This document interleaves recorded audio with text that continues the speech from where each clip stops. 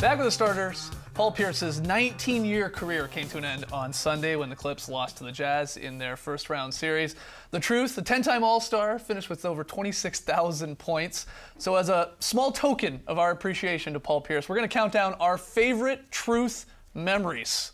At number 5, it's the origin of the Truth nickname. In only his third season, way back in '01, Pierce's Celtics, taking on Shaq's Lakers, put 42 on LA, and that's when Shaq labeled Pierce with a moniker that would never leave him.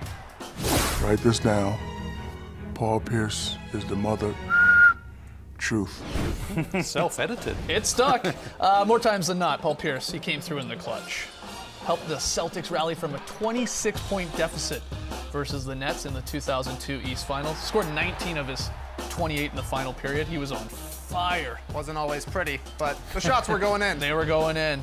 He had some unbelievable battles versus LeBron James in the playoffs, specifically 2008 in the East semis, where he scored 41 to help eliminate LeBron and the Cavs, moving them on to the East Finals, and they would have a pretty good season that year, winning the title. Yeah, not bad.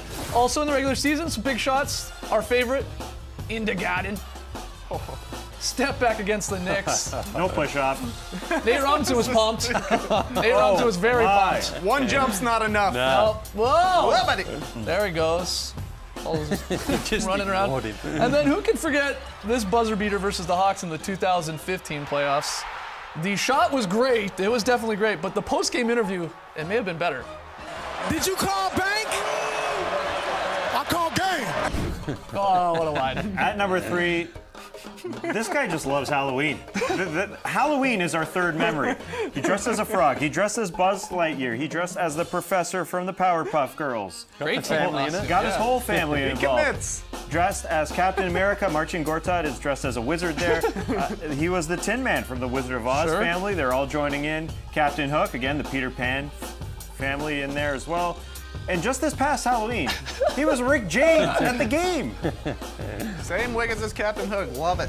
In February, Pierce made his final appearance in Boston, city where he spent 15 seasons, became a Celtics legend. Fans gave Pierce a huge ovation during pregame introductions. He kissed the leprechaun, the logo there. And then with about 20 seconds to go, the fans were chanting for him to enter the game. He did, and he delivered, hitting a meaningless 3, but a pretty cool moment at the end of the game with about 11 seconds left. Deafening roar from the crowd. It was his only basket of the game, too. That was pretty crazy.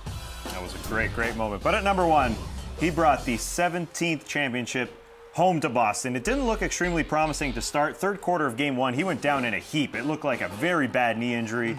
We remember him going to the locker room and this infamous shot in the wheelchair. But minutes later, he comes out of the tunnel. There he comes. It's not quite Willis Reed, but it was a very, very cool moment. And how could they lose after that? He had a couple big, big threes in the third quarter there. He went on for 22 points, 7 of 10 shooting. They won game 1. Amazing. They obviously went on to win the series. And Paul Pierce, holding the trophy there, also holding another trophy, was named Finals MVP.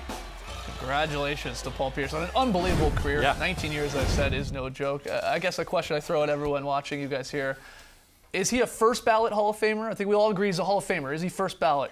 In on the first go. Lock it in. Yeah, I think so. I think so. 10 All-Star games. I think the championship and the Finals MVP certainly helps his case. But you know, 26,000 points, as you mentioned, he did a lot. 15th all time. Yeah. He's. I'd be surprised if he doesn't get in straight away. What was your favorite part of like Paul Pierce's game? Is it just like the footwork? Is it sort of that old man game where he wasn't the most athletic guy out there, but could get it done? It's got to be the footwork, and it's got to specifically be the step back. We saw all those clips, and 90% of them he's shooting a step back to the right, which you don't see very often. But that was Paul Pierce's move. If he could get to that right elbow, you were done for.